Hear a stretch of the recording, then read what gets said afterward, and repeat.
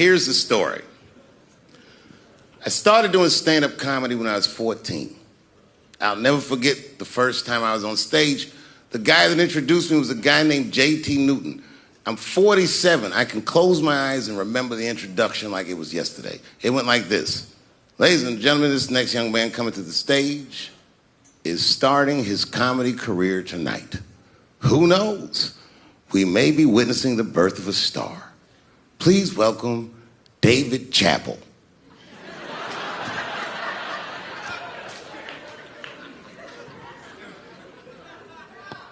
From the first time that I ever held a microphone, I was sure this was it.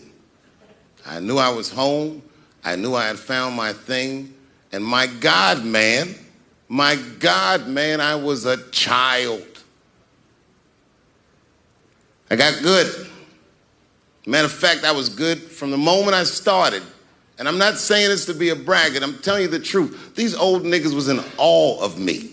How is this little boy so poised? They used to say. I was. I mean, you know, I got better, but it started out good. About a year into it, when I was 15 years old, I had written a joke during the AIDS epidemic about having a Goodyear condom. Something, I don't even remember the joke. Something about an industrial strength condom by Goodyear. I just remember all the comedians really liked that joke. And there was an older comedian. And he came to me one night after the show, after he saw the joke, and he said, listen, I got an audition at another comedy club, and I was wondering, do you mind if I do that joke? I just want to borrow it. Now, I'm a kid. I don't know any better. I'm like, borrow it? Well, I guess, sure, if it'll help your career. I let him do the joke. And then weeks later, I was waiting to go on in a comedy club, and he went on before me, and he did the joke. And after the show, I pulled him aside, and I said, hey, man, I don't mind you borrowing my jokes, but you got to give them back. He said, oh, I forgot to ask you. He goes, let me buy that joke from you for $50. And I said, man, I'd do it, but I'm just starting out. I need all the material I can get. The idea being that the more material I can accumulate, the faster I'll be able to make money for my work. I said, I can't do it. I want my joke back. I'll never forget this. Remember, I was a 15-year-old child. This guy was a grown-ass man. He stood up over me so I could see how big he was. And he said to me, really? I can just take it. And he did. I got scared because I was a child. But I never forgot that. I never forgot that. I was 15 years old. I'm 47 now. I think about this guy all the time. When I look at my own kids and I see how young and innocent they are, I can't believe someone did that to me. And I don't think about it every day because that was the worst thing that happened to me. I think about it every day because that was the first time that someone ever did that to me. But in my career, it has happened many, many times since where someone would intimidate me or scare me and take something that I believe was mine. I'll tell you another story. Now I'm 18 years old. I'm living in New York City, and I just finished my first road tour, which was a very difficult tour. I'll spare you the details. Now I'm back in New York, but my rent is paid, thank God. And I have $60 to my name, and a woman that I had met in Pittsburgh, a bad Dominican bitch,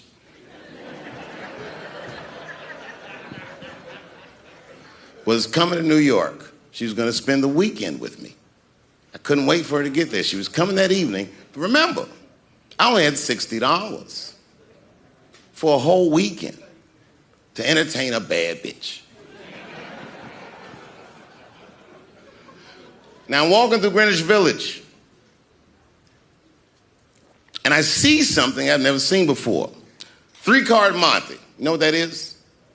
Yeah, the guy had the whole thing. The table was set up, and he had the 3 cards, and the crowd was hooting and hollering, and he was like, find the red card, find the red card, and people were playing. Sometimes they win, sometimes they lose, but it was really exciting, and I'm standing there watching it, and I noticed while I'm watching them play this game that the red card, the one you're trying to find, had just a little bend on the corner.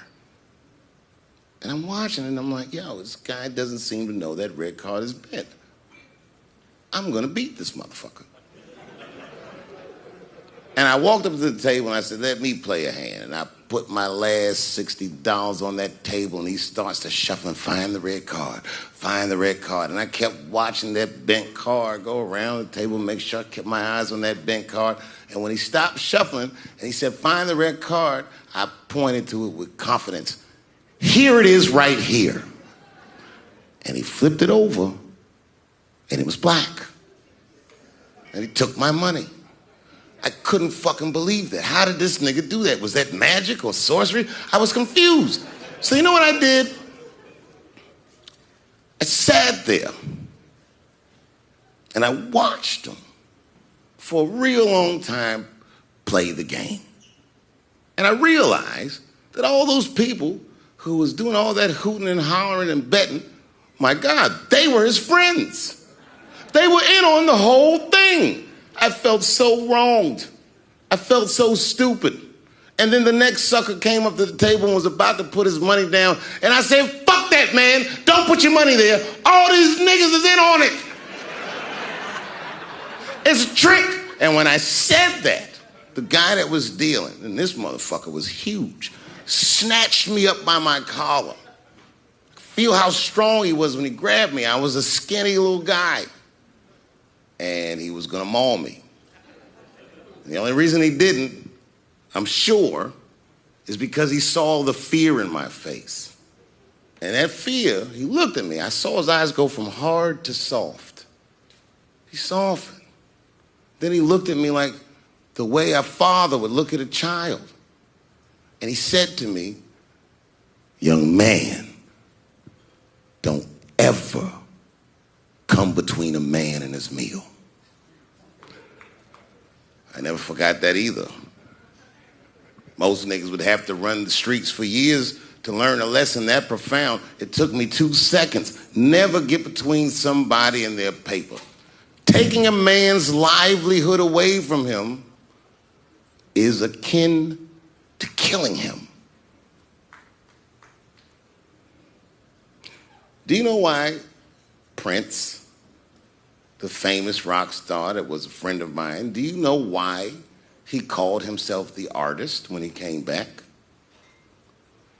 He calls himself the artist because that's what they call us in our contracts. Oh, these contracts are crazy. You should hear the terminology they say in these contracts. To use your name and likeness in perpetuity throughout the universe. Who the fuck could possibly know what that means? Nobody does.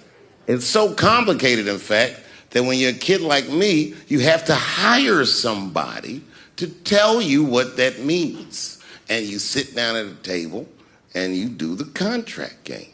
And that's how I got with Comedy Central. I signed the contract. But I signed the contract the way that a 28-year-old expectant father that was broke signs a contract.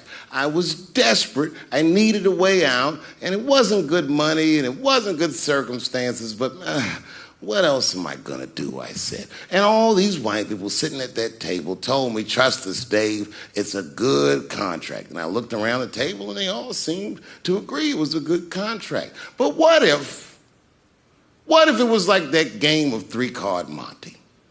What if they were all friends and I didn't know it? And the bag of money was Iceberg's money in the first place. What was I talking about? What was I trying to tell you? Last week, 2 weeks ago, whenever it was, I called Lauren Michaels And I tell them, okay, I'll do it. I'll do Saturday Night Live on election night. And the day I made that phone call, the day I committed to it, it gets announced that Netflix is streaming Chappelle's show. Not just Netflix, HBO Max is streaming it too. Let me tell you another story about HBO. No, hear me out. Did you know, before Chappelle's show was at Comedy Central, I pitched that show to HBO. I told them what I wanted to do. Now, these are executives. All they have to do is say, yeah, we'll take it, or no, thank you, we won't. But they didn't say either of those things. They went too far. They said, literally, what do we need you for? That's what they told me, as they kicked me out of the office. What do we need you for? And here we are, all these years later, and they're streaming the very show that I was pitching to them. So I'm asking them, what do you need me for?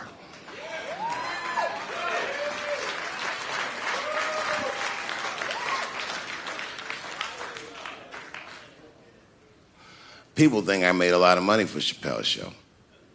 When I left that show, I never got paid. They didn't have to pay me because I signed the contract. But is that right? I found out that these people were streaming my work and they never had to ask me or they never had to tell me. Perfectly legal because I signed the contract. But is that right? I didn't think so either. That's why I like working for Netflix. I like working for Netflix because when all those bad things happened to me, that company didn't even exist.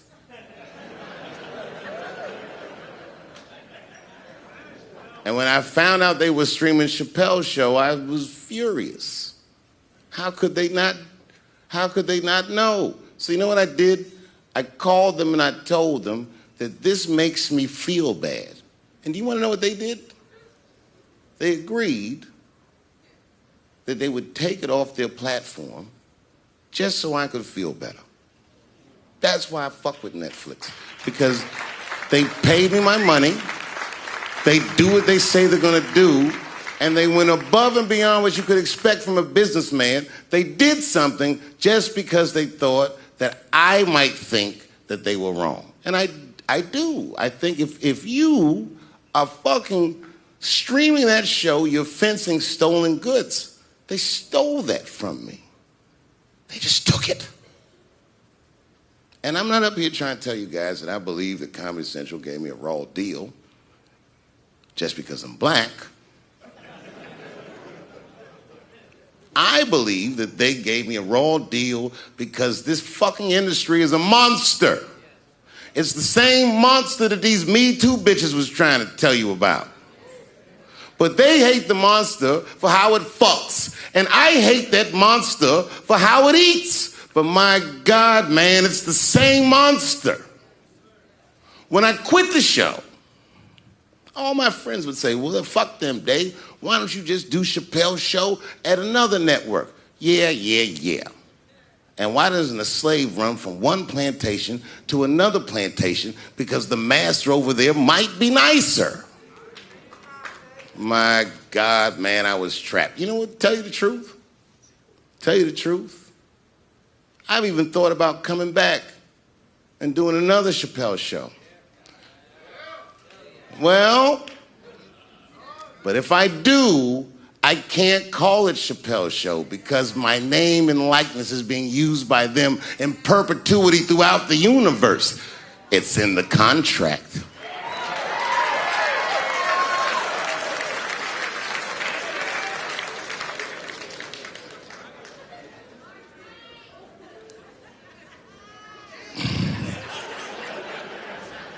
You're not supposed to do this in my business. I'm up here doing something that nobody else in this business has the balls to do. I'm telling you something that you need to know. I'm trying to explain to you what you're seeing. You don't understand what you're seeing.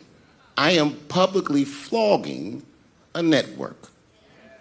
And I know that this network niggas, they watching me and they saying, why are you doing this so publicly? Doesn't feel good to be flogged publicly. Oh, believe me, I know. I know exactly how that feels. When I quit my show, they said I was crazy. What was crazy about it? I just didn't want to do it anymore. They said I smoked crack. That's impossible. I was a devout Muslim. I didn't smoke or drink. But I do now, bitch, because you ruined my fucking life. Now it's their turn. This is their first nigga lesson, and I'm honored to give it to them. They're gonna pay me for this show. I called my agent. I said, is there anything I can do about this show? And he said, no. Well, fuck you too then. If you want something done right, I guess you got to do it yourself. So I'm not going to the agents. I'm coming to my real boss. I'm coming to you. I'm begging you. If you ever liked me, if you ever think there was anything worthwhile about me, I'm begging you. Please don't watch that show. I'm not asking you to boycott any network. Boycott me. Boycott Chappelle's show. Do not watch it unless they pay me.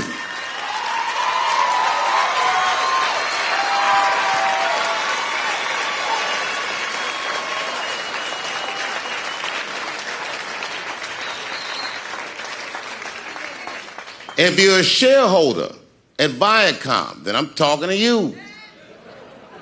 Because all that shit that they do to us, well, they do everything for their shareholders. That's what they told me. So if you're a shareholder in that company, tell them it's wrong. And if you don't believe that it's wrong, then fuck you too. You should know what's in the hot dogs you eat. Now, there's probably a bunch of people at Comedy Central and Viacom and all these places that have no idea what I'm talking about. They've all either quit or been fired or got Me Too'd or something. Them niggas is gone. And there's a whole bunch of new young people there, and they're probably looking like, what is he talking about? They may not actually know what the fuck happened to me. So I'll tell you what I'm talking about. Go downstairs to your accounting department, open the books, see what that show made, and look at what you paid me. That's exactly what I'm talking about. You're going to pay me. I am inviting you to come with me and work with me. And let's fight against that terrible, terrible feeling that you made me feel together. We can fight together and work this thing with Chappelle's show out. Or I can just take it. Thank you.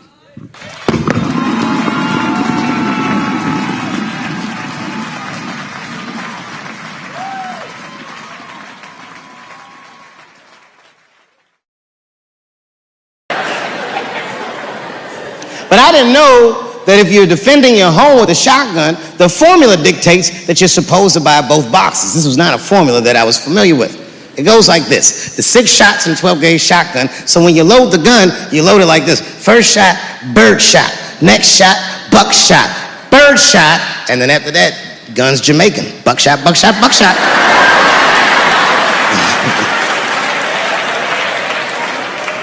She got to picture it, okay? Like say I'm in bed and sleeping, and suddenly my wife wakes me up. David, wake up. And I'm like, oh, look who's come around. And I pull my dick over the top of my pajamas.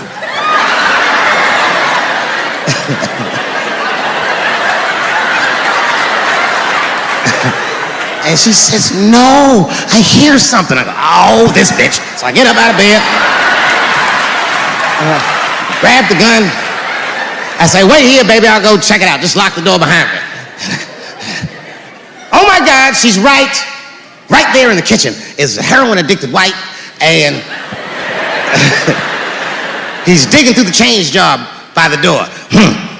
I worked really hard for that change. I gotta do something. So first, I wrap the shotgun. Hey, motherfucker, click, clack.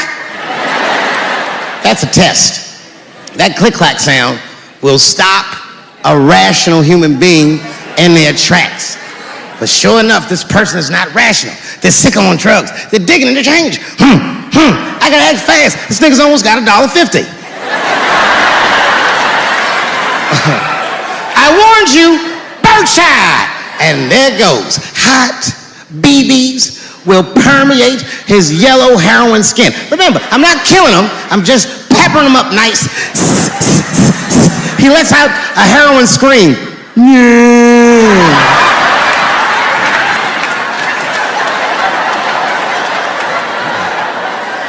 And that should be the end of it.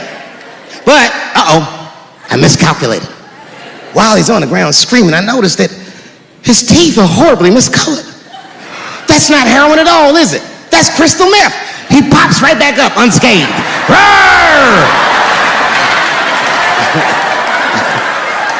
Time for the heavy stuff. Clack, clack, buckshot!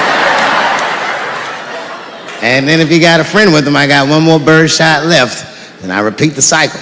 After that, nigga, it's slugs for everybody. And I'll be in a kitchen full of dying heroin addicts, saying stupid heroin last words. You shot me, bro.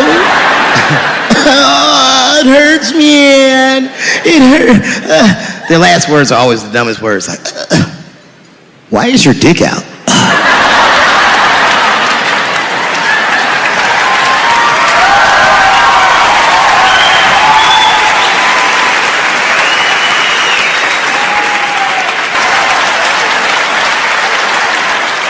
None of these details added up at all.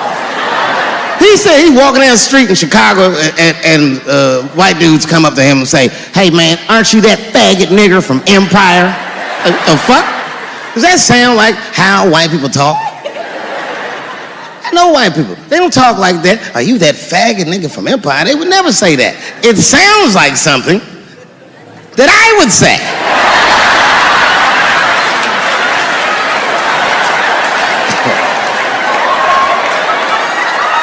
If you're racist and homophobic, you're not even gonna know who this nigga is. You can't watch Empire.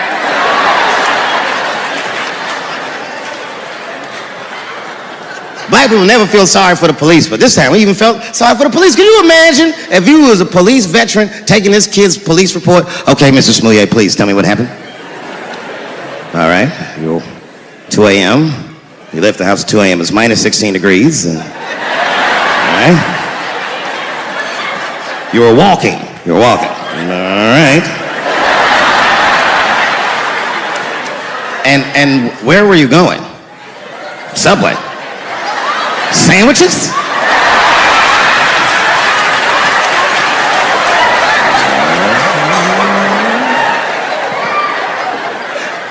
That's when the men approached you? Did you see them? Do you have any? Okay, what they have on? MAGA hats. MAGA hats on in Chicago? Excuse me one second, Mr. Smouillet. Frank, come here for a second. Find out where Kanye West was last night.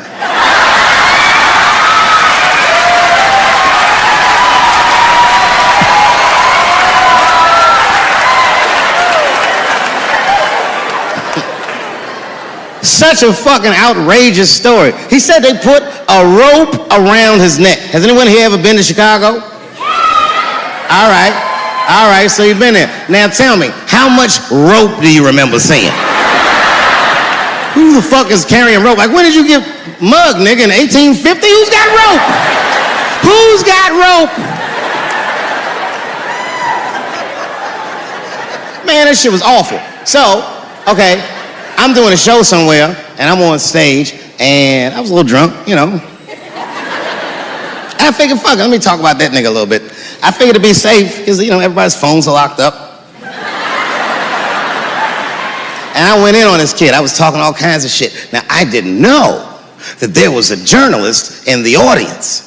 And unfortunately for me, that motherfucker took impeccable notes. He told everybody everything I said. He was even putting the jokes in the headline. The headline said, Dave Chappelle says he wants to smash a dollhouse over Juicy Smouillet's head.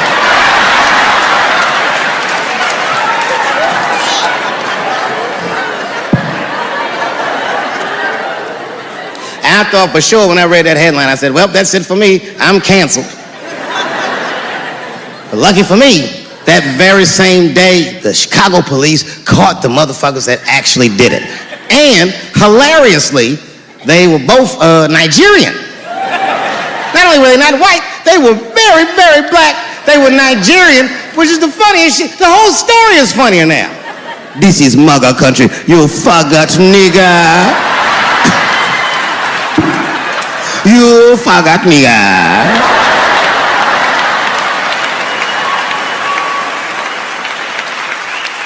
If you're in a group that I made fun of, then just know that I probably would only make fun of you if I see myself in you. I make fun of poor white people because I was once poor. And I know that the only difference between a poor black person and a poor white person is that a poor white person feels like it's not supposed to be happening to them.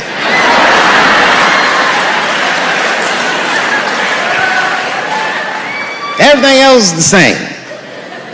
I know what it's like to have a cold house. I wasn't allowed to touch the thermostat growing up without asking my father. And it would be fucking freezing in the house. I'd be like, Dad, please, can I please just turn the heat up to like, I don't know, 32, nigga? It's really cold. And my dad would say, just put more clothes on, David. Got all three of my outfits on, nigga. When you look at me, I'm freezing up here.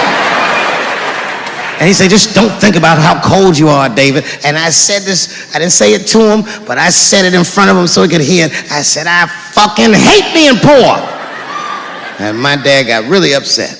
He didn't scream or holler, that wasn't his way. He just threw his newspaper on the floor and he said, David, David, David, you are not poor.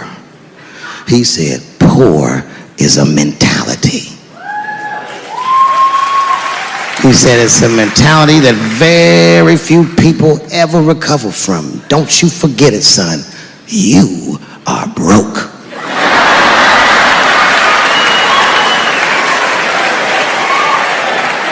He said, these are just financial circumstances that I hope to overcome one day very soon. And I said, well, Dad, whatever you want to call this, it's wildly uncomfortable. There was a big dance coming up in the middle school. I was 12 years old. I said, Dad, can I go to the dance? He said, of course you can go to the dance. I want you to get out and meet some more kids. I said, great. It costs $3 to get in. And my dad said, ooh. Sorry, son. I don't have it. I was like, what the fuck? You don't have $3? Well, then how are we alive, Dad?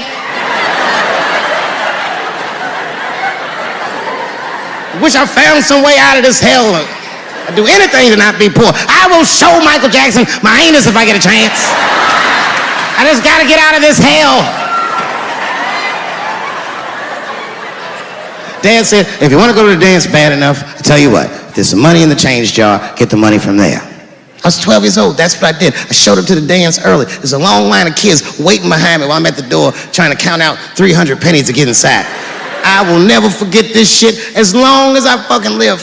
Oh man, you know, if you've been poor, you know what that feels like. You ashamed all the time. Feels like it's your fault. And all them kids was laughing, ha, ha, ha. Look how poor Dave Chappelle is.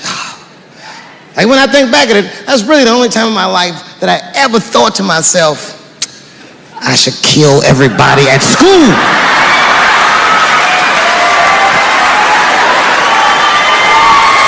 Thank you very much, everybody, and good night.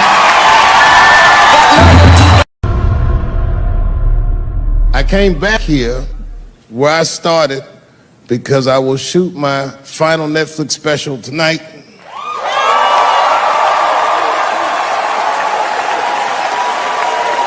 That's right. And after this shit, it's time to make America wait again. I've done too well. You know, if you black in show business and do too well, it's scary, nigga. Like, you gotta get the fuck out of the casino while the getting's good, while you're still winning. If you don't walk away from the table, that's how niggas get Kevin Harted.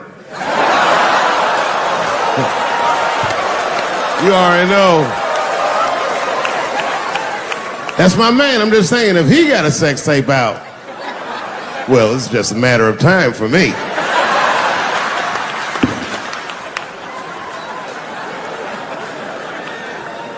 But you know why I be thinking sometimes I want to stop doing comedy?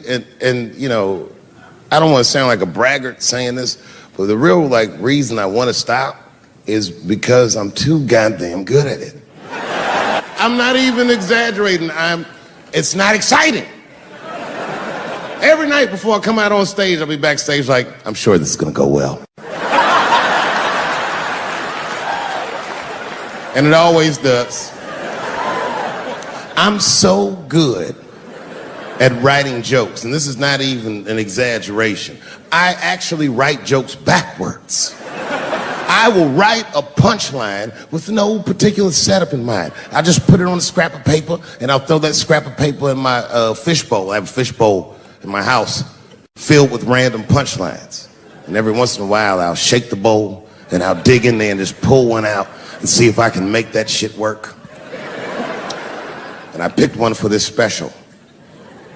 It's not an easy punchline to pull off. Are you ready? Yeah. Here it goes. The punchline is, so I kicked her in the pussy.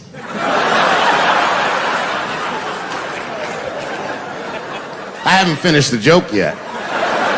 I just know whatever happens in the beginning of the joke, at the end of the joke, for some reason, I'm gonna kick somebody in the pussy.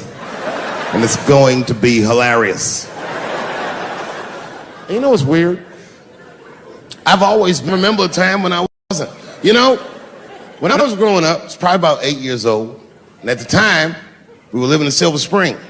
Yeah. Yes.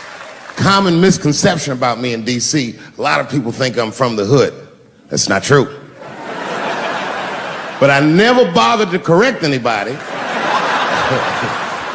because I wanted the streets to embrace me. As a matter of fact, I kept it up as a ruse. Like sometimes I'll hang out with rappers like Nas and them, and these motherfuckers will start talking about the projects. Yo, it was wild in the PJs, yo. And I'll be like, word, nigga, word. But I don't know. I have no idea. My parents did just well enough so that I could grow up poor around white people.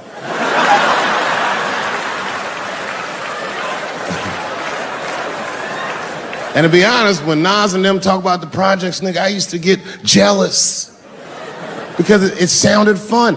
Everybody in the projects was poor, and that's fair. But if you were poor in Silver Spring, nigga, it felt like it was only happening to you. I know the pain of that first sleepover at a white friend's house. And you come back home on Sunday and just look at your parents like, y'all need to step your game up. Everything in Timmy's house works. Remember the first time you saw that? In the cold winter, and to be at a white friend's house and see the motherfuckers in their living room without their coats on?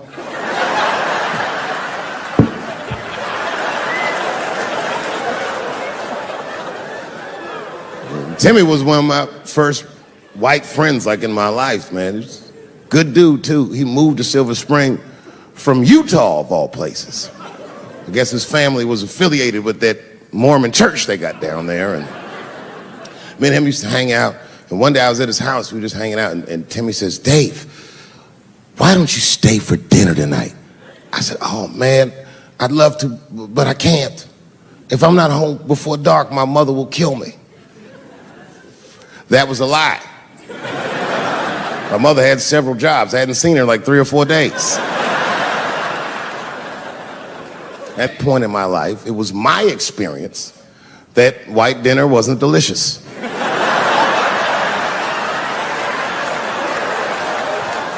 I'd rather go home and fry some bologna or some shit like that.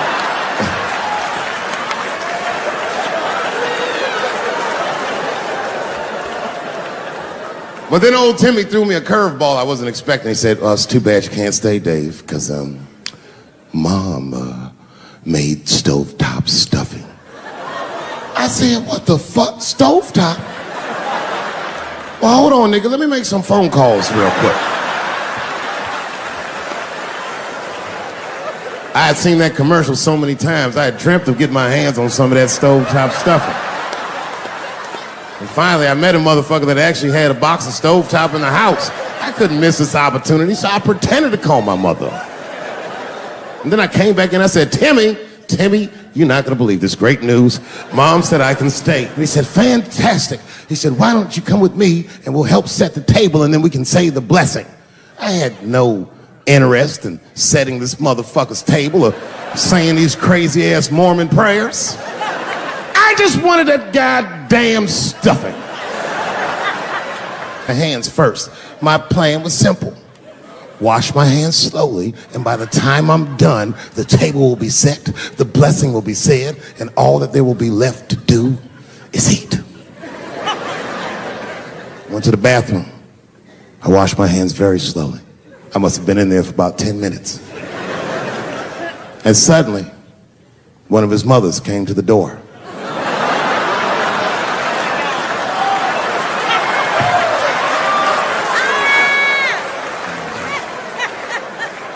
She was like, hi, David, right? I said, yes, ma'am. She said, Timmy tells me that you're planning on staying for dinner. I said, I hope that's not a problem, ma'am. She says, no, it's no problem. In fact, we'd love to have you. It's just that we weren't expecting company. And I'm afraid there's not enough stovetop stuffing for everybody. So I kicked her in the pussy. Bam! Ladies and gentlemen, I told you I'm dope, nigga. I told you what I was gonna say and you still didn't see it coming. And that's why I make the big bucks.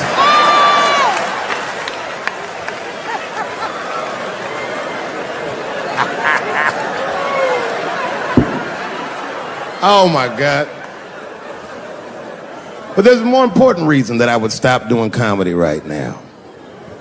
And this reason is the real reason that's been percolating, and it really is the crowd, not you. I'm talking about the crowd on the big stage. It's too hard to entertain a country whose ears are so brittle. Motherfuckers are so sensitive, the whole country is turned into bitch-ass niggas.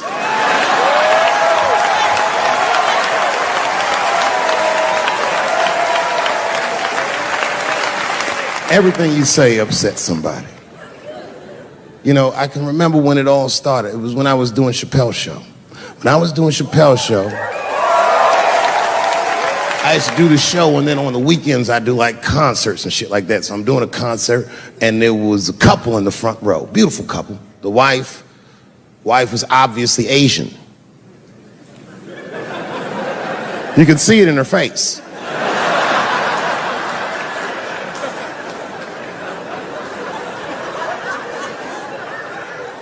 The husband, this motherfucker was mysterious, to say the least. Couldn't quite pinpoint where he was from. Caramel-colored fella, very nice hair, but he could have been from anywhere. Bangladesh, Mexico. I can't guess with a nigga like this. All I knew for sure about this guy is that his wife was a bitch. I could see that in her face, too. No, he was laughing and having a good time, and she was scowling at me at a goddamn comedy show. I couldn't figure it out.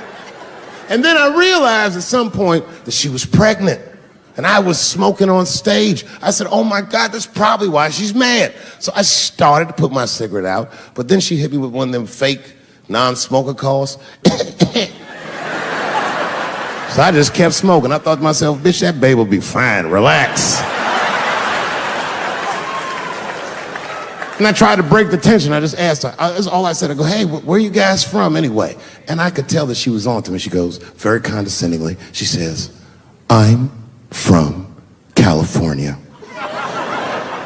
If you are asking my ethnicity, I am Chinese. He was like, I'm Mexican, bro. I said, well, I'm sorry if I offended you by asking, but you're a very beautiful couple.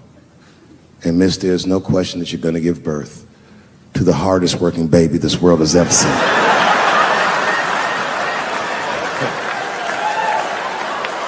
That's not a bad joke. She got very upset. She got up to leave immediately. But she didn't just leave. She had to take one last dig at me on the way out. I will never buy one of your fucking DVDs again, Dave Chappelle. I said, ma'am, with all due respect, Chinese people don't buy DVDs.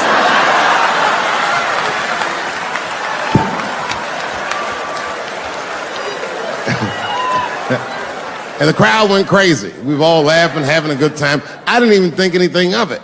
And then just 3 days later, this lady sends a fucking letter to my promoter telling him not to book me for shows anymore because I was, quote, racist, and I'm quoting her, insensitive to the nature of my interracial marriage. I was like, word, bitch, I was.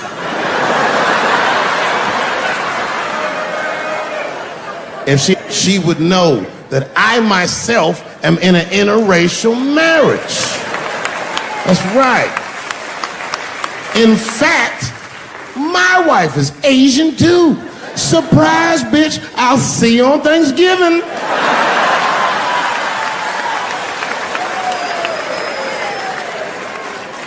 But my wife's not Chinese. She's Filipino. That's right. And our kids are Puerto Rican somehow, so there you go. I don't give a fuck about interracial marriage. In fact, you know what? My mother is half white. A lot of people don't know that. Well, all right, you were a little too excited, but okay. A lot of people don't believe me when I say that, but it's true. You can't tell looking at me, but if I grew my hair out, you would think you was at a fucking Cat Williams concert. My shit is beautiful. But motherfuckers are just taking it too far. I don't know why or how everybody got this goddamn sensitive. You know who hates me the most? The transgender community. Yo, yeah, these motherfuckers. I mean, I didn't realize how bad it was. These motherfuckers are really mad about that last Netflix special.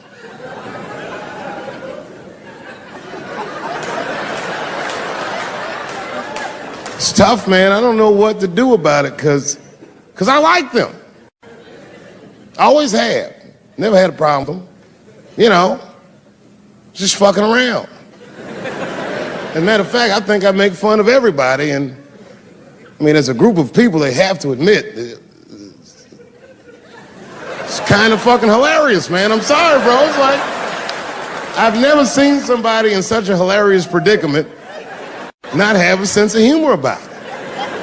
They're born feeling like there's something other than they're born as, and that's kind of funny, you know? I mean, it's funny if it's not happening to you. It's like that white black bitch that's in the news all the time.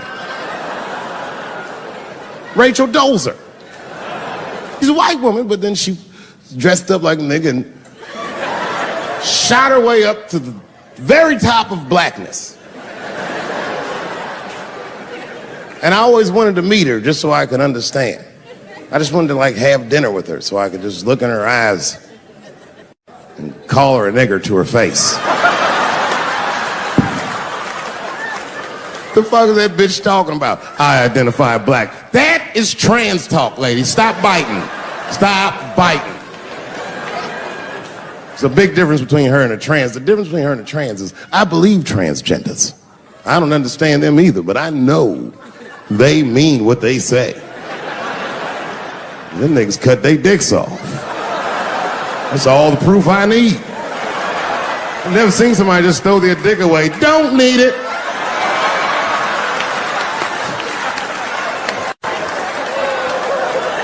I don't understand, but I believe you and I support your decision, motherfucker. But how far is Rachel willing to go? What is Rachel willing to do so that we blacks can believe that she believes she's actually one of us? Bitch, are you willing to put a lien on your house? Invest in a mixtape that probably won't work out?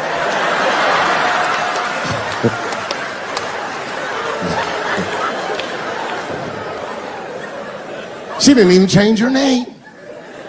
Didn't even change her name. Her name is Rachel. I can't believe in that name.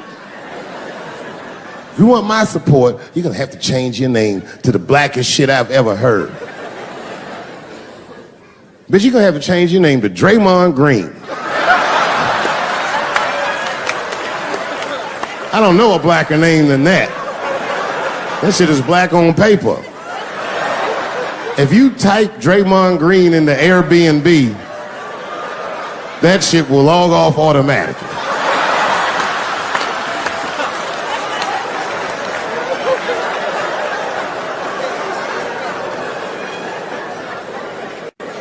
Yeah, people get mad, bro.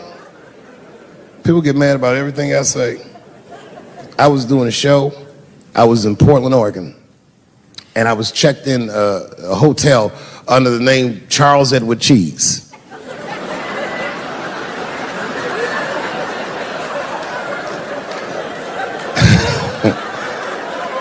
I came back, and there was a note. It was like a letter on my desk. It was addressed to Mr. Cheese.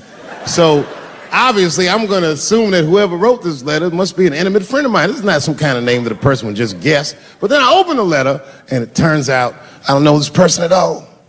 It's a fan letter. You know, I'm not even used to the idea that I have fans, but I'm grateful for it. And even though I'm grateful for fans, I don't read those letters. Be nice if I did, but realistically, it's like, what am I, Santa Claus, nigga? I don't have time for this. Like, got shit I want to do. I'm trying to chill. Read all these dreams and wishes from strangers. But I read it. I'd already opened it. So I just read the whole letter. And you know what, man? Whoever wrote this letter truly loves me. I mean, they were really fucking nice in the letter. And then they described to me what it was like to come to the show, how excited they were, how much fun they were having. And then they said that when I got to my jokes about transgenders, that they were, quote, devastated. Because it turns out that whoever wrote the letter was transgender. Now, I'm going to be real for a second. You got to understand, I never feel bad about anything I say up here.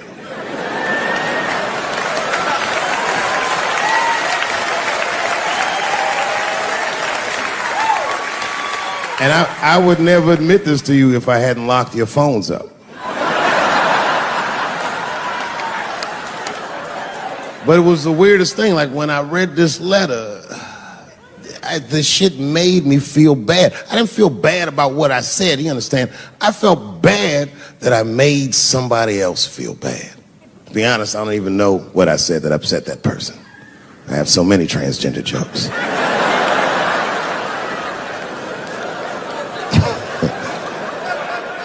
But I feel like it was probably this joke I'm about to tell you right now. And it's not even that bad of a joke. It's a true joke. I mean, it's not true, but I had read in the paper that Caitlyn Jenner was contemplating posing nude in an upcoming issue of Sports Illustrated. And I know it's not politically correct to say these things, so I just figured, fuck it, I'll say it for everybody else. Yuck. Oh, sometimes I just want to read some stats. I don't know why you're going to cram some man pussy in the middle of the sports page like this. I just didn't think that was the place for it. But I wasn't saying anything like Caitlyn Jenner's a bad person. I'm not mad at her for doing it. Not even mad at Sports Illustrated. If I'm mad at somebody, I'm probably just mad at myself. You understand?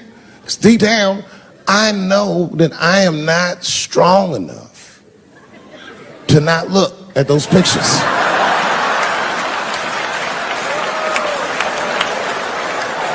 And I don't think I'm ready to see what she's trying to show me. So Caitlyn, God damn it, if you go through with this thing, bitch, you better go hard or go home.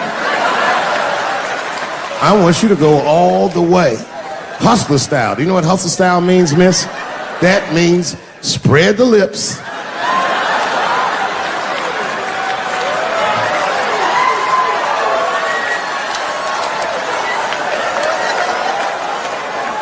I hope she spreads her lips and there's an itty bitty dick inside. Ah! The show is behind the curtains.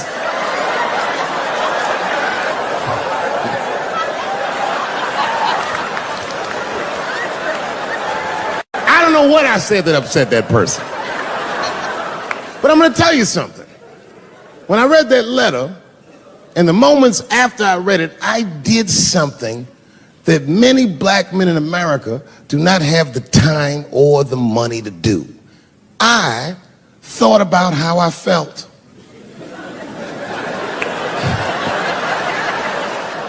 I asked myself a very basic question that I don't think I ever directly contemplated. I said, man, Dave, if you're writing all these jokes, do you have a problem with transgender people?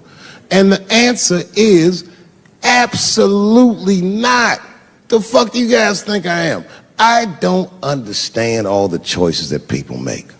But I do understand that life is hard and that those types of choices do not disqualify you from a life with dignity and happiness and safety in it.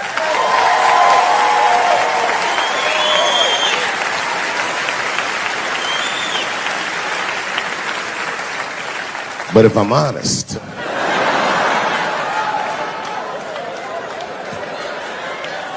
my problem has never been with transgender people.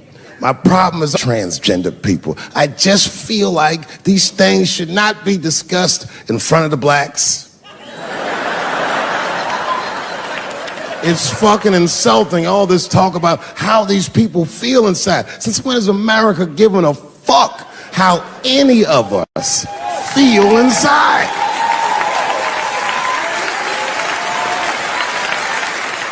And I cannot shake this awful suspicion that the only reason everybody is talking about transgenders is because white men want to do it.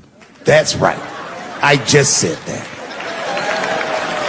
If it was just women that felt that way, or black dudes and Mexican dudes being like, hey, y'all, we feel like girls inside, they'd be like, shut up, nigger. No one asked you how you felt. Come on, everybody, we have strawberries to pick. It reeks of white privilege. You never asked yourself why it was easier for Bruce Jenner to change his gender than it was for Cassius Clay to change his fucking name?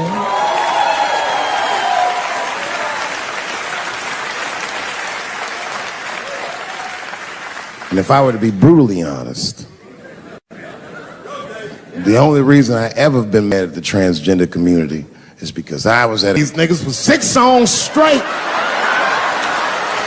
I had no idea. And then the lights came up and I saw them knuckles. I said, oh no! And everybody was laughing at me. Hi, world star. I said, why didn't you say anything? And then I heard that sultry voice. I didn't say anything, Dave Chappelle, because I was having a wonderful time. And I wasn't sure how you'd feel about it. I said, you knew how I'd feel. And she said, I'm going home. I don't want any trouble from you. I said, home? It's only 2 songs left. I mean, we might as well finish tonight. And we ended up having breakfast together. Oh, grow up. That doesn't make me gay. I just titty fucked her. These titties are as real as any titties in L.A. It's 2 o'clock in the morning. I was just borrowing a little friction from a stranger. Whoops.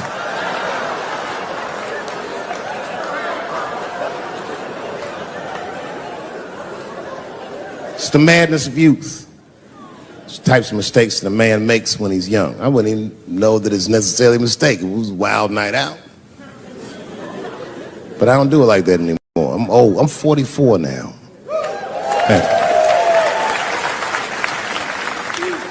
It's the first time in my life I've ever started to physically feel my age. It's tough, man. You know how I know I'm getting old? This is embarrassing, but I was in my hotel room. I'm not gonna lie, I was jerking off, and I was really sweating it out. And this is when I knew I was old. I just gave up in the middle, like nothing even happened.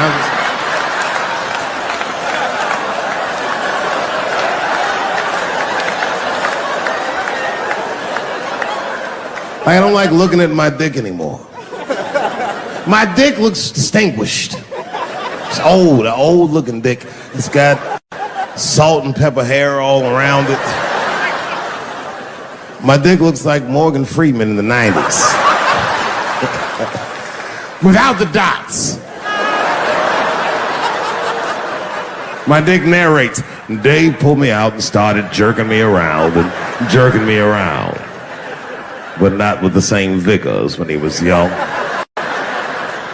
He and I both knew nothing was... I see my age in my children. I came home from the road, this is not long ago. I've been gone for, if you can picture, I was gone for weeks and weeks. And when I came back, nobody was home. Now, one person in my family thought that maybe I'd like to see them when I got back. Like, they knew when I was coming back, but they just weren't home. And that shit was a wake-up call. You know, like when my kids were little, and the tour bus would pull up to the house, these motherfuckers would spill out. Dad is home, hooray! And they'd hug me and kiss me, and then as the years went on, they'd get less interested. Hey everybody, look, it's Mr. Promises back from the road.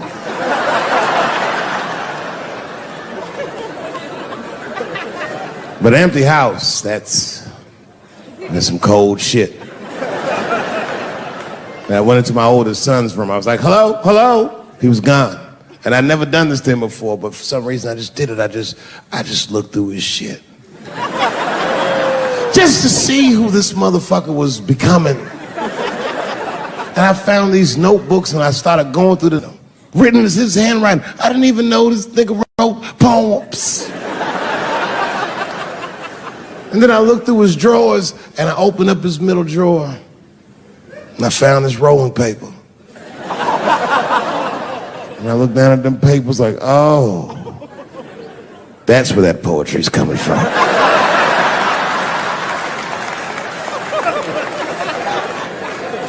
And that shit broke my heart. I mean, I smoked weed, but I mourned my son's innocence. And I cried a little bit. And I took his papers upstairs to my room. Rolled some weed that I'd hid from the family. And I got really high. And then I got paranoid, so I put his papers back how I found them. So he wouldn't know what I was up to. This nigga won't even know that happened until he sees the special. Yeah, nigga, I found your papers. He's a cold motherfucker. Let me tell you, this kid is only 16 years old. Listen to what he did to me. This motherfucker calls me up in the middle of the night. It was 1 o'clock in the morning. He goes, Dad, don't be mad. I knew something was, what's going on? He said, listen, I'm fine. And don't forget, you told me to do this. I'm at a party, and my designated driver had too much to drink. And me and my friends need you to come pick us up. I said, Jesus Christ, it's 1 o'clock in the morning, nigga. I am shit-faced.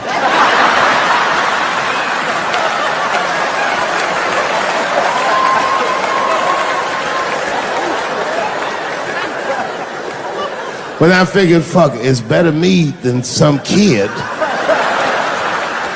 I might as well roll the dice and go pick my nigga up. I said, all right, I'm coming to get you. Give me the address and I'll be right there. And then he gave me the address and I was shocked. I said, son, you are not gonna believe this, but I'm at the same party, nigga.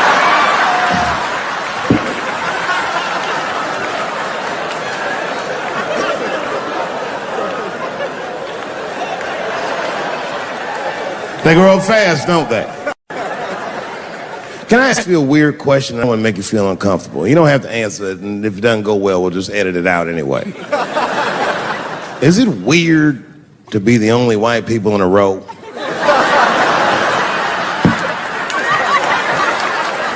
Is it weird? I mean, you can be honest. Does it feel strange? Are you worried at all?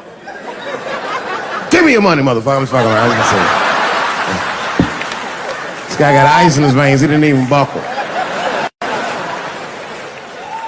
You know, like many black men my age, the first time I voted was 8 years ago. Right.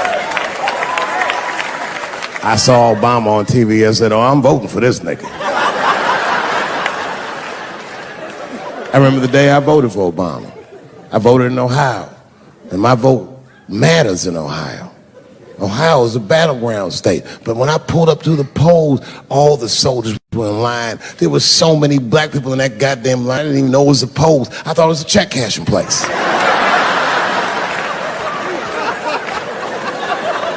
We were hugging each other, and old people were singing hymns and spirituals. J Verdict times 10 or some shit. I've never seen black people that happy. 8 years later, I'm pulling up to the polls again. This time I'm driving a brand new Porsche because the Obama years were very good to me.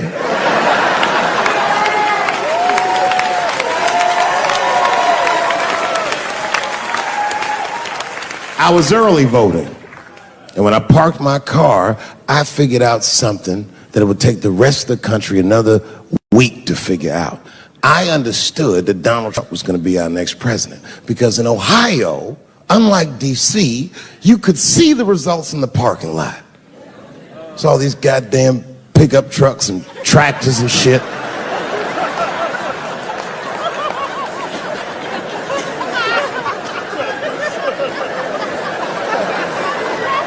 And then I walked up and I saw a long, long line of dusty white people.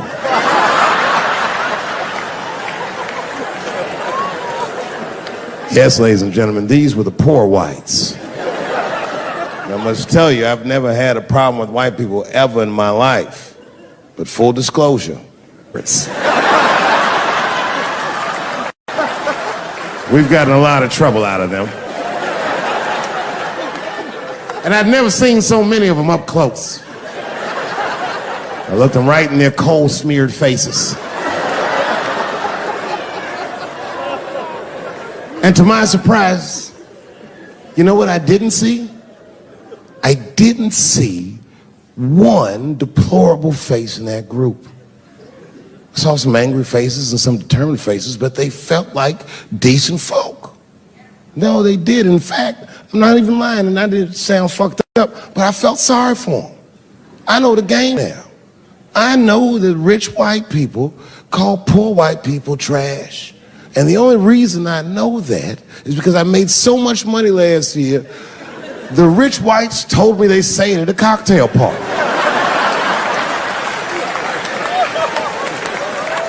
And I'm not with that shit. And I stood with them in line like all of us Americans are required to do in a democracy. Nobody skips the line to vote. And I listened to them. I listened to them say naive, poor white people things. Man, Donald Trump's gonna go to Washington and he's gonna stand there thinking to my mind, you dumb motherfucker.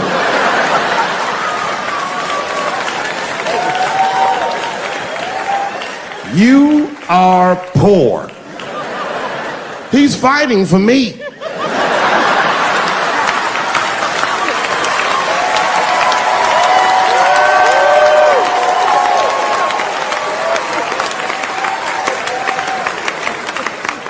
And they all looked at me. They could tell who I was voting for just as easily as I could tell who they were voting for. But do you guys know what we all had in common? Not one of us, not a single one of us, looked like we felt good about what we had to do in that booth.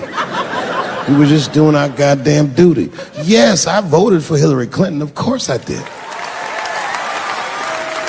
I voted for her because I liked what she said vastly better than I liked what he said. But to be honest with you, at that point, that shit was like watching Darth Vader do the I Have a Dream speech. That bitch is mean as hell. She'd already Karate Kid swept Bernie Sanders' legs from underneath him. Boy, it was hard voting for that shit. But it was the lesser of the evils. I know you were a Clinton supporter, Miss I. I'm sorry for her. But it didn't feel as good as it should have. She was gonna be our first woman president. They were gonna make coins out of this bitch.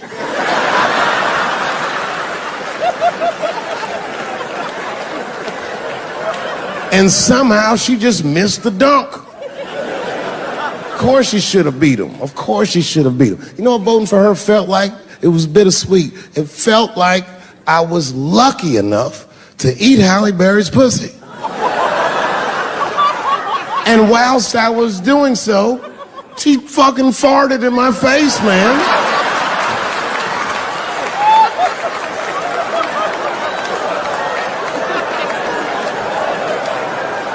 Now you understand, I'd still do it. But boy, I wish she didn't fart in this great nation's face. I voted that day, and then that same day I flew to New York City. I had work. That night I was in a comedy club in New York, and I said to an audience almost exactly what I just said to you. And I didn't know that there was a journalist in the room. And this journalist wrote an article. The headline of the article said, Dave Chappelle is an avid. Yeah, I had no idea the paper said that. And you know how I found out? My wife called me from Ohio the next morning in a goddamn panic. David, what the fuck is going on in New York? I said, I'm being good, but what have you heard?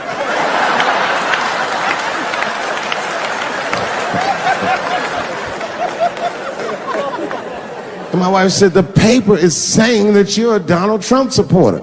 I was like, whew.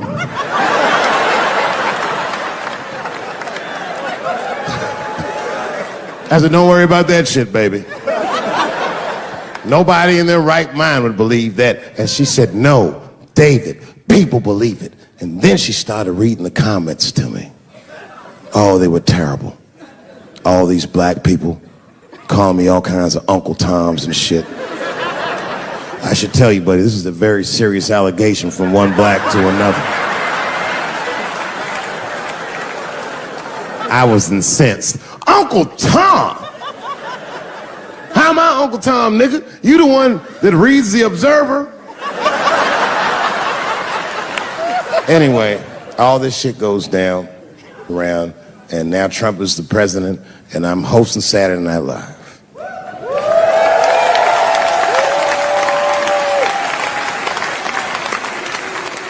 And I didn't really prepare my monologue. I just kind of winged it. And at the end of the monologue, I don't even remember what I said. I said something like, fuck it, we're historically disenfranchised, and we're gonna give him something about we're gonna give him a chance if he gives us a chance. I don't know what I said, but whatever I said, I really wish I didn't say that shit. It was not worth the trouble. Now I walk into the barbershop and all them black people just be looking at me like, yo, Dave, what's up with your boy? Yo, nigga, yo! Not my boy.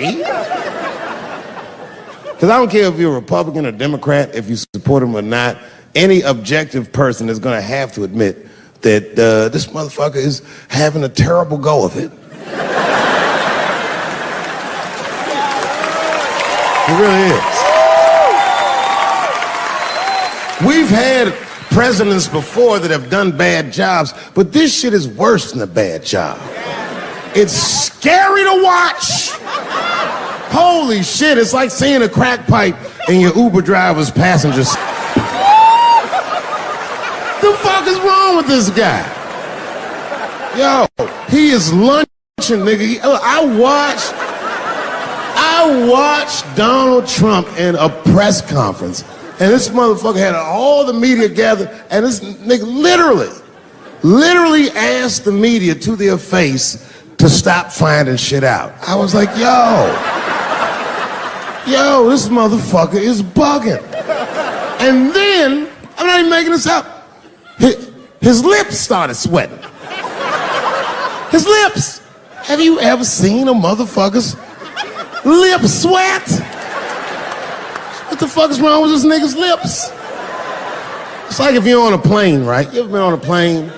I get scared to fly. I do it all the time. I be scared on there. And sometimes the plane will hit turbulence. And then I get nervous. But I always look at the flight attendant, and she looks calm, and it makes me feel calm. But if that bitch's lips were sweating, it's terrifying. Like, yo, nigga, why are your lips sweating? What do you know? And then, I'm not even making this shit up. This motherfucker grabbed the podium. He goes, you don't know how scary the things I read in my briefings are. What's that, bro?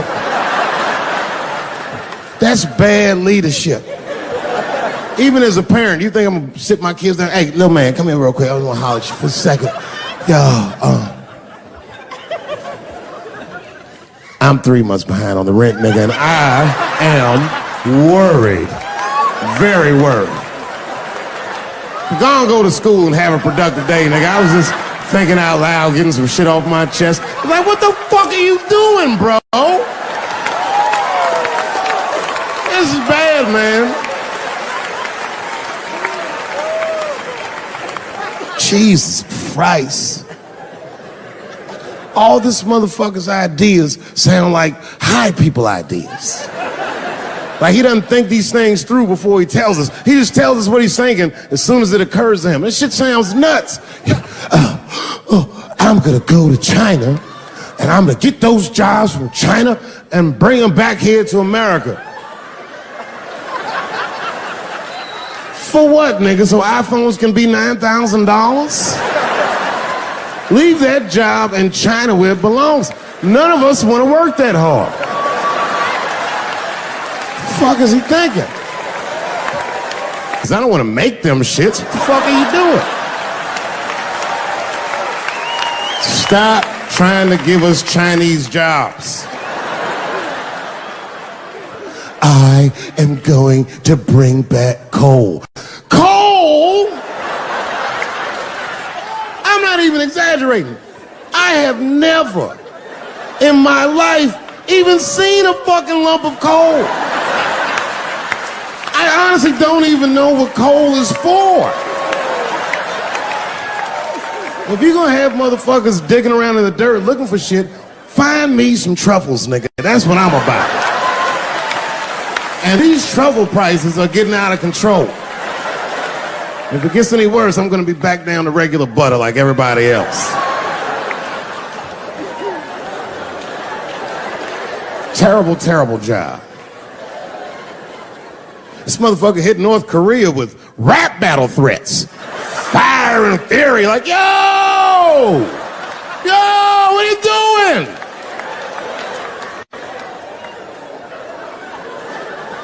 It's fucking Korea, man. Kim Jong-un is a scary motherfucker. He might be as crazy as Trump. Some scary shit. And if you one of them naive motherfuckers that thinks that a war with Korea is gonna be easy, then you don't play Call of Duty at 3 a.m. like I do. Because that's when the Koreans play. Fucking 8-year-old Korean kid took out my whole goddamn platoon last night.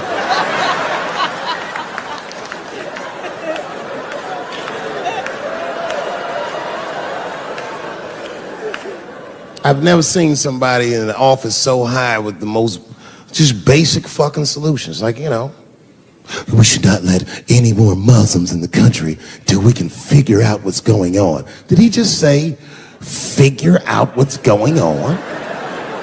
Who doesn't know how to do basic math? Let's count it out, okay? There's been 17 mass shootings in the United States. 4 of them were done by Muslims. None of those 4 Muslims were from any of the 7 countries in your stupid ass original band.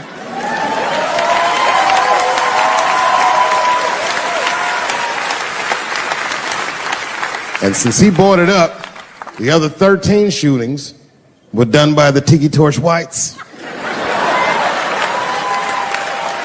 These are facts. And you don't see me trying to ban white people from the show to keep it's a fucking terrible idea because it's mean and it's racist. And most importantly, it would be catastrophic to my bottom line. If there were no white people here tonight, I might leave this bitch with $1,800. This man needs to realize that we all need each other. And that's why we will never, ever be able to beat China. Because everybody in America is racist, and everybody in China is Chinese.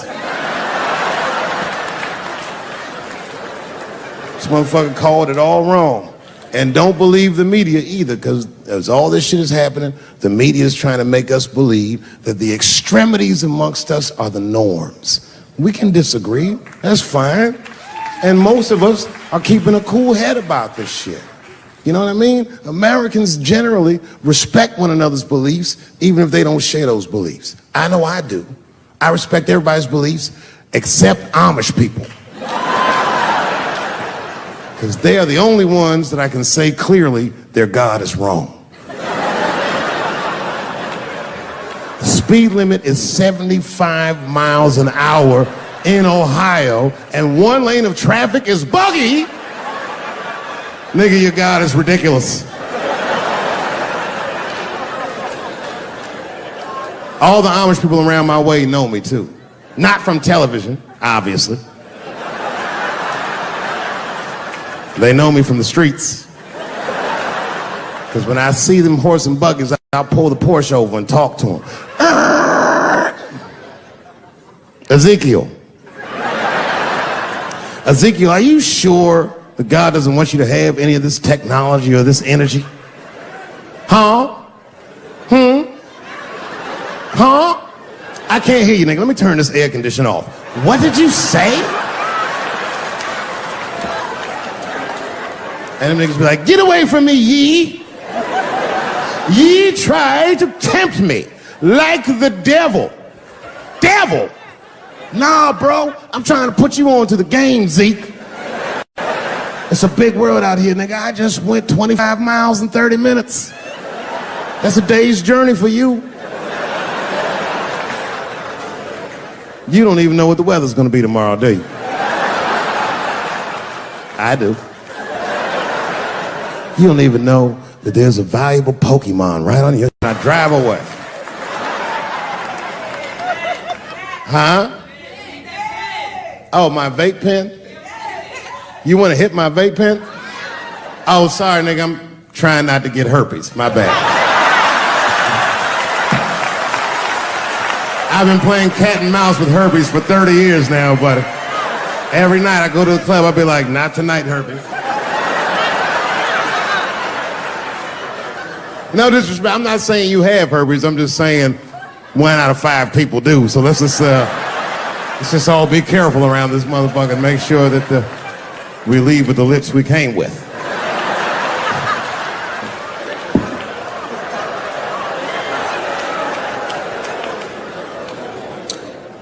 Sometimes I think that the media is hard on Trump, because I'll see shit that they get on him about that doesn't seem bad to me. I mean, a nigga got on Trump about not staying in the White House enough. Who gives a fuck? This motherfucker was rich. Used to shit in a gold toilet. It's true. I don't know if you've ever been to the White House. It looks like a very nice place to work, but I wouldn't want to live in that Scooby-Doo ass house either. That shit's terrifying looking. Imagine you trying to jerk off.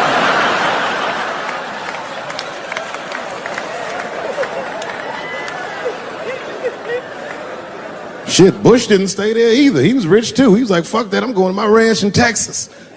Obama was the first motherfucker to move into the White House like, this is a nice place. Look at this rug.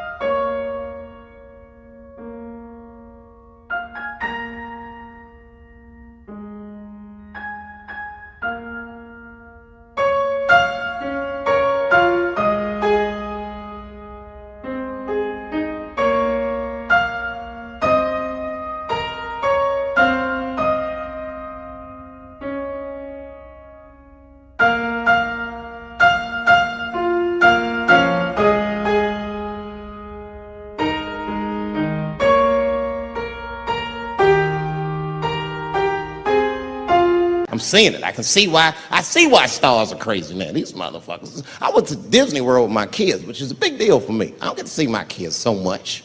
I do Chappelle show 20 hours a day, sleep for like half an hour, raise my kids for 10, 20 minutes, and I go back to work. Now, this particular day, I got to hook up with the kids. We went to Disney World. Everybody at the park, fucking everybody. Hey, I'm Rick James, bitch. Hey, I'm Rick James, bitch. It's like, hey, man, hey. You mind not calling me a bitch in front of my kids? Time out, motherfucker. We take a day off. Even Mickey Mouse did it. I said, this is the most unprofessional shit I have ever seen in my life. Rick James, bitch. Oh, I was fed up. I caught that motherfucker with an uppercut. Bop! Knocked his head clean off. Everybody was screaming. Oh my God, oh my God. Mickey Mouse is Mexican. But everybody's getting along. I see that shit. I see it all around. Blacks and whites don't fight so much. You know who don't have no beef with anybody is Asian people. I see how y'all be doing. Y'all just lay in the cut. Only people Asian people beef with is other Asian people. Like if you call a Korean guy Chinese, I've done this. They will flip out. Hey! What make you think I'm Chinese? I am Korean. I look Chinese. Yes, motherfucker, you do look Chinese. That's why I said it. It's an accident. Nigga, to the untrained eye, you all look Chinese to me. It's a mistake. I'm not trying to offend you. Some people say all black people look alike. We don't get bent out of shape. We normally just call those people police. Okay? Just learn to live. You know, that's just our grandmother used to sing that when she cleaning up. That's a Negro spiritual. Black work song. Not everybody know about that. I know. See, white people, you guys might whistle when you work. You dig? But that's how you can tell what kind of work we're actually doing.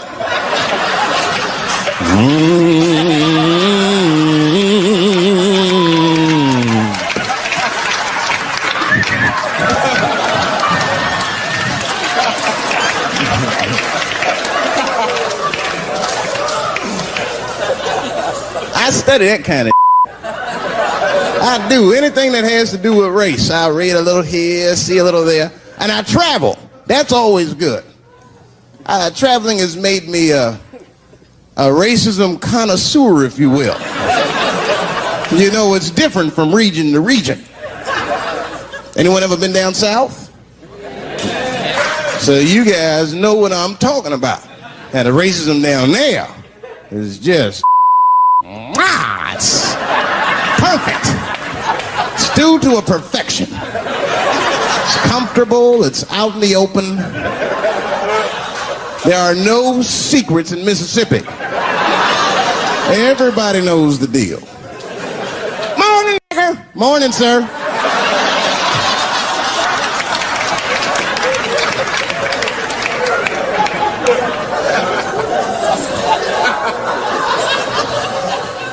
Not up here. You hit the big cities, man. It's different. It's always a secret. And we should do like them. We should keep our shit out in the open, then a little. I mean, with limits.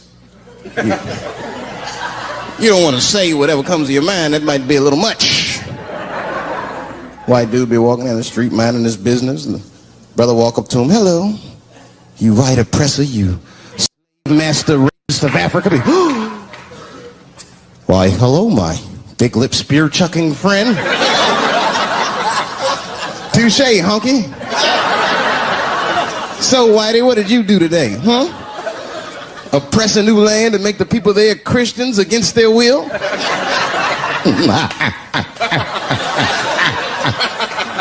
What did you do, fellow? Burn those big black lips on a crack pipe as you missed your job interview? Easy, Whitey, you're cutting deep. All this chit-chat has got me thirsty. If you will excuse me for a moment, I'm gonna go to the Korean store and get something to drink. Ching-a-ling. Hello. You slanted-eyed, ruining the economy in our neighborhood by opening stores and taking the money out the community. Chink. Wow. Good afternoon, you browse around but never buy anything. Suspicious looking nigga. After a while, that might be too much.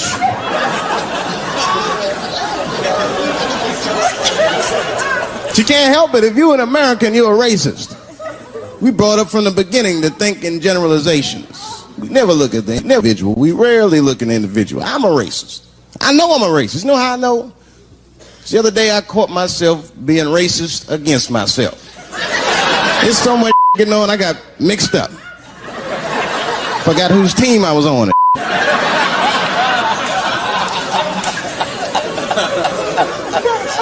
One time I was reading the paper, man, this story came on about this guy was suing a department store because they wouldn't let him play Santa Claus, you know, because he's black. And I was actually like relieved when the department store beat him. That's bad. But I wasn't ready for that. I wasn't ready for the idea of a black Santa Claus, man. That would suck. So we wouldn't get our presents till the 28th, 29th. Sorry I'm late, kids. Santa got caught up with some in Vegas. I had to sell some toys to get back. Shit. Where them cookies at? I started doing stand-up comedy when I was 14. I'll never forget the first time I was on stage. The guy that introduced me was a guy named J.T. Newton. I'm 47. I can close my eyes and remember the introduction like it was yesterday. It went like this. Ladies and gentlemen, this next young man coming to the stage is starting his comedy career tonight. Who knows? We may be witnessing the birth of a star.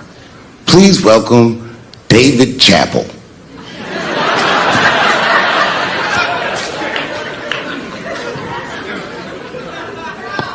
From the first time that I ever held a microphone, I was sure this was it. I knew I was home. I knew I had found my thing. And my God, man, I was a child.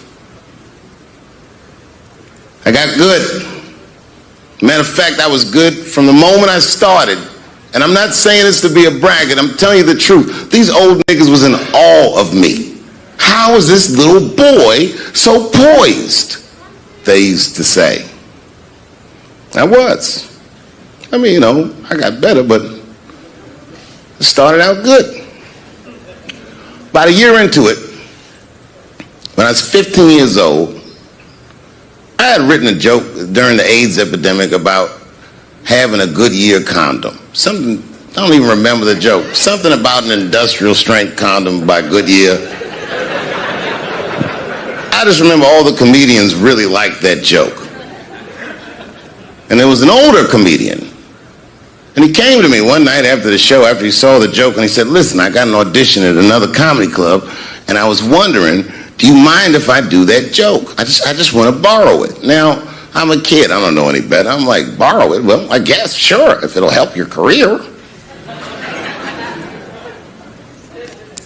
I let him do the joke. And then weeks later, I was waiting to go on in a comedy club, and he went on before me, and he did the joke. And after the show, I pulled him aside and I said, hey, man, I don't mind you borrowing my jokes, but you got to give them back. He said, oh, I forgot to ask you. He goes, let me buy that joke from you for $50.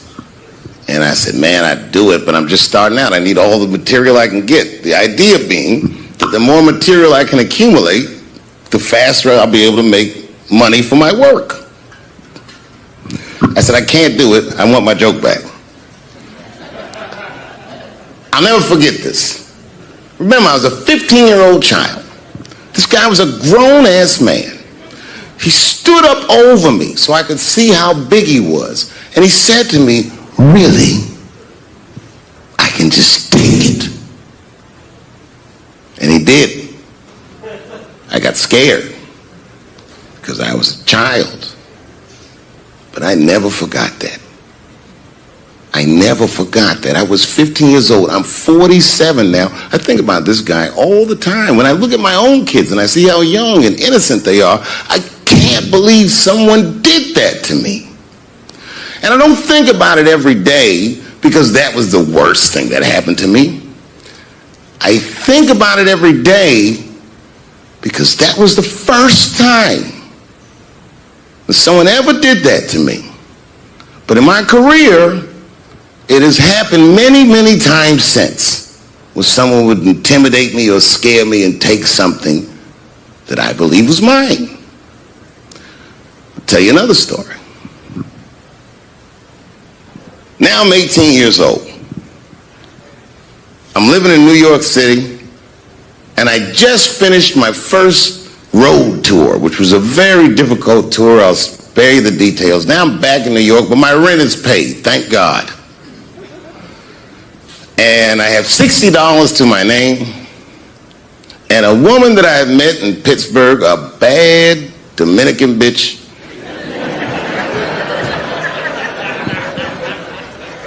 was coming to New York. She was going to spend the weekend with me. I couldn't wait for her to get there. She was coming that evening. But remember, I only had $60 for a whole weekend to entertain a bad bitch. Now I'm walking through Greenwich Village, and I see something I've never seen before. 3-card Monte. You know what that is? Yeah, the guy had the whole thing. The table was set up, and he had the 3 cards, and the crowd was hooting and hollering, and he was like, find the red card, find the red card, and people were playing. Sometimes they win, sometimes they lose, but it was really exciting, and I'm standing there watching it, and I noticed while I'm watching them play this game that the red card, the one you're trying to find, had just a little bend on the corner. And I'm watching it, and I'm like, yo, this guy doesn't seem to know that red card is bent. I'm going to beat this motherfucker. And I walked up to the table, and I said, let me play a hand. And I put my last $60 on that table, and he starts to shuffle and find the red card, find the red card. And I kept watching that bent card go around the table, make sure I kept my eyes on that bent card. And when he stopped shuffling, and he said, find the red card, I pointed to it with confidence. Here it is right here. And he flipped it over, and it was black. And he took my money. I couldn't fucking believe that. How did this nigga do that? Was that magic or sorcery? I was confused. So you know what I did? I sat there, and I watched him for a real long time play the game. And I realized that all those people who was doing all that hooting and hollering and betting, my God, they were his friends. They were in on the whole thing. I felt so wronged. I felt so stupid. And then the next sucker came up to the table and was about to put his money down. And I said, fuck that, man. Don't put your money there. All these niggas is in on it. It's a trick. And when I said that, the guy that was dealing, and this motherfucker was huge, snatched me up by my collar. Feel how strong he was when he grabbed me. I was a skinny little guy. And he was going to maul me. And the only reason he didn't, I'm sure, is because he saw the fear in my face. And that fear, he looked at me. I saw his eyes go from hard to soft. He softened. Then he looked at me like the way a father would look at a child. And he said to me, young man, don't ever come between a man and his meal. I never forgot that either.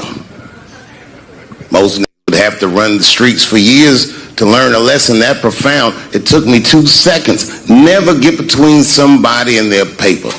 Taking a man's livelihood away from him is akin to killing him. Look, it was way more intense than what you guys might have read. I don't know what you read, but the kid, while we was beating on him, reached in his waistband pulled out a 22 caliber pistol. That shit was mayhem. Everybody started screaming. Oh my God. Oh my God, he's got a gun. He's got a gun. And then I got scared. I was in the back, but I was scared. Because I knew that everybody that was with me was armed. Yes. If they had shot and killed this kid on stage at the Hollywood Bowl, like I pay you to do, Travis.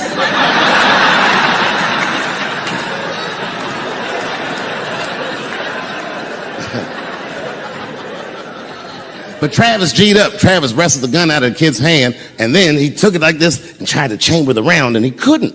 So he pulled the trigger, and it wasn't a gun. A knife blade popped out of the front. I guess this kid was going to stab me. Some scary shit. So the next night, even though I didn't have a show, I said, I got to get right back on stage. And I went and did a show. And someone in the audience screamed out, Dave, what happened with the attack? And I didn't know there was journalists in the room. All I said was that this thing had a knife that identified as a gun. I got 6 more weeks of bad press for that joke. I didn't even do nothing to this nigga. That's not right. That was not right. And then the New York Post went to the jail and interviewed my attacker like he was some kind of hero. And I read that interview. It turns out the entire attack was my fault. Yes, I triggered him. I didn't mean to. I had done jokes about the homeless. It turns out this young man was homeless. And I mean, there's no way I could have known this. But I will say, for a homeless guy, this incredible seats.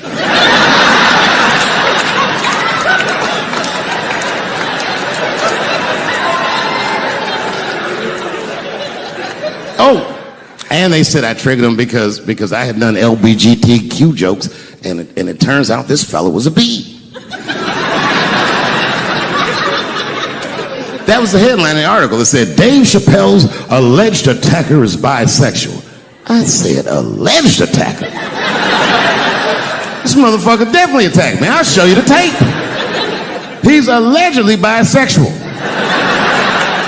I'm going to need to see him suck somebody's dick before I believe the rest of this article.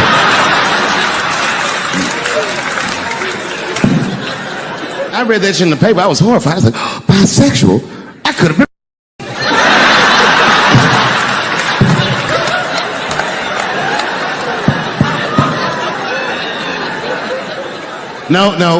No, you know what though?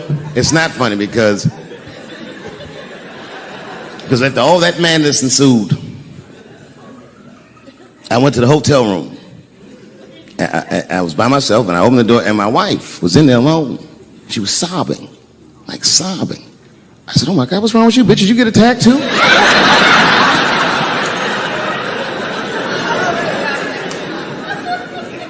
And she's crying. She said, oh my God, David.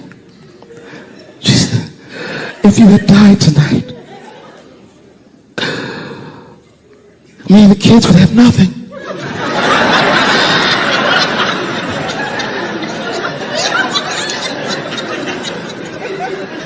Then I knew it was serious. So I sat down on the bed next to her.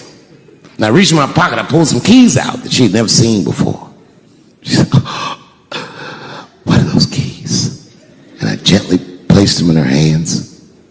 I said, sweetheart, those are the keys to my safe deposit box. God forbid anything ever happen to me. But if it does, don't even worry about it. You and the kids have everything you need in that box. I've already taken care of it. And she was looking at them keys, and I could see her mind realize what we were actually talking about. And then she just started crying harder. And to be honest with you, that made me cry a little bit too. And we hugged each other real tight.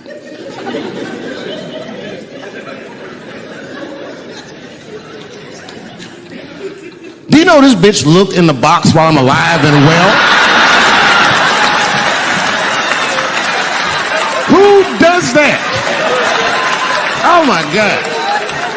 And then she was mad at me. She said, God damn it, David, I opened that box. I said, you did? She said, yes, I did. And there was nothing in there.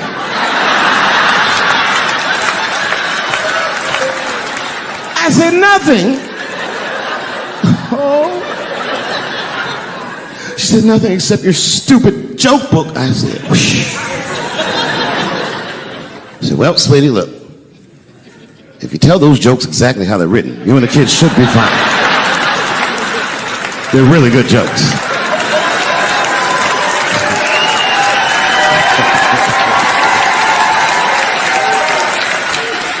She's like, good jokes? What is this shit? Come join me in my watery grave. No, you gotta roll your throat.